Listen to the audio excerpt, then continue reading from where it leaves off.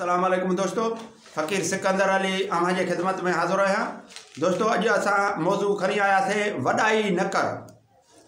वॾाई अना तकबर इंसान खे झुकाईंदो आहे ऐं इंसान जे लाइ नुक़सानकार आहे। इंसान उन मां लाभ हासिल न करे सघंदो, छो त वॾाई अल्लाह खे जुगाए, इंसान खे न जुगाए। जेको तकबर वॾाई ऐं अना ऐं ख़ुदगर्ज़ी करे थो उहो माण्हू माना हिन दुनिया मां बि मिटिजी वञे थो, दुनिया आख़िरत में ॿिन्हिनि में उन जो ज़वाल जो सबबु बणिजे थो। अचो त इन मौज़ूअ खे थोरो अॻिते वधाईंदा हलूं।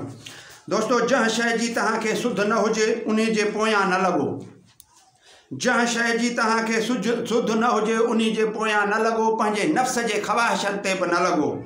छो त तव्हांजे अखि, तव्हांजे दिलि दिमाग़, तव्हांजे उबज़नि मां पुछा कयो वेंदो ऐं तव्हांजे हर उबज़े खां पुछा कयो वेंदो ऐं तव्हां आकल करे हिन धरती ते न हलो, छो त तव्हां हिन ज़मीन खे चीरे बि नथा सघो, न कि आसमान जे माना ड्रेग खे पहुची था सघो, न कि तव्हां जबलुनि जे माना चोटीअ खे छुही सघो था। पर मां इहो तव्हांखे ज़रूरु चवंदुसि त इहे सवाइ कंहिं कोशिश जे, जॾहिं तव्हां अहिड़ी कोशिश कंदव, जॾहिं तव्हां में रूहानियत अची वेंदो, जॾहिं तव्हां में रूहानियत जी माना सघ ऐं ताक़त अची वेंदी, तॾहिं तव्हां इहे कम करे सघो था, वरना न। ॿी ॻाल्हि मां तव्हांखे ॿुधाईंदो हलां त वॾाई कंदड़ हठेले जे दिलि ते अल्लाह मोहर हणंदो आहे, उन खे कॾहिं बि हिदायत हासिल न थींदी आहे। उन जो दिलि पथर दिलि हूंदो आहे, उन खे कंहिं इंसान ज़ात ते कहका न ईंदो आहे, उन में उहो सूर सख़्तियूं ॾिसंदो आहे, उहो कॾहिं बि सुख ऐं चैन जो साह न खणी सघंदो आहे, कॾहिं बि सुकून न करे सघंदो आहे।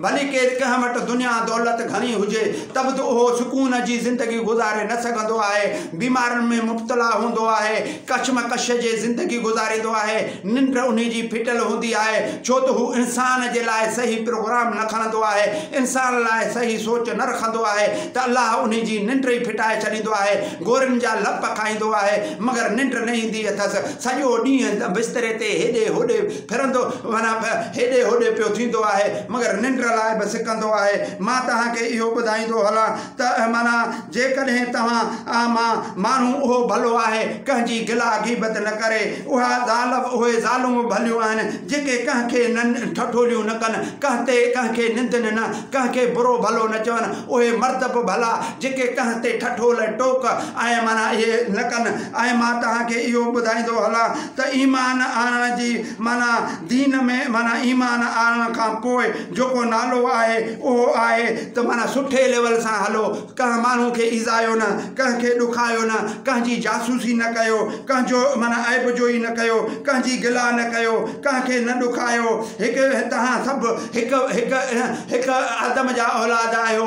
जेकॾहिं तव्हां कंहिंजो गिला कंदव त उहो ईअं आहे ॼण पंहिंजे सॻे भाउ जो गोश्त खाधईं, उन जी हयाती बि अंजी हूंदी, उन मां माण्हू नफ़रत कंदा आहिनि, माण्हू उन मां माना परे मां ॾिसी चवंदा आहिनि त फलाणो अचे थो, हाणे त चुप कयो, फलाणो अचे थो, हाणे त बसि कयो, इहो फलाणो अचे थो, हाणे त को न ॻाल्हाए, मतां इन ज़ालिम जे वर का असां मां को लफ़्ज़ निकिरी वञे, मतां ई उन खे वधाए ॿिए हंधि को ॿिए नमूने सां ॿुधाए। दोस्तो इहे हालात हूंदा आहिनि, इहे इन्हनि हालातनि में माना माना इंसान में जेके कैफ़ियतूं हूंदियूं आहिनि इन्हनि में सुधारो आणणु घुरिजे, अल्लाह जे रसूल जे तरीक़े ते हलणु घुरिजे ऐं इंसान ज़ात सां सुठे लेवल सां पेश अचिजे। इंसान जे लाइ ॿियनि जे लाइ जीअण, ॼण चओ त इंसान ज़ात लाइ जीअण, ॿियनि खे को सहूलियतूं ॾियनि, मां थो चवां त उन लाइ जन्नत ॿी को इन खां वधीक का इबादत कोन्हे। जेकॾहिं तव्हांखे जन्नत में वञिणो आहे त कंहिं इंसान सां, हर इंसान सां सुठो सलूक कयो, तव्हां उन खे ईज़ाइण जो हक़ु नथा रखो, हुनखे ॾुखाइण जो हक़ु नथा रखो। जेकॾहिं हुनखे का शइ ॾेई नथा सघो त हुनखे ईज़ायो बि न, ॾुखायो बि न। जेकॾहिं सुठनि माण्हुनि जो कमु त इहो हूंदो आहे त पाण न खाई ॿिए कंहिंखे खाराइनि, पाण न चोले ॿिए कंहिंखे हंडराइनि, पाण न का ख़ुशी हासिल न करे सघनि मगर ॿियनि ताईं ख़ुशियूं पहुचाइनि। इहे असुली इंसान इहे चइबा, इहे असुली माना जिनखे असुली इंसानियत जो शऊर ऐं इंसानियत जो जंहिंमें सबक़ आहे, उहे माण्हू अहिड़ा क़दम खणंदा आहिनि, ॿिए जे लाइ घणो सोचींदा आहिनि, ॿिए जे लाइ लोचींदा घणो आहिनि, ॿिए लाइ कंदा घणो आहिनि। महिरबानी। अस्सलाम वालेकुम दोस्तों।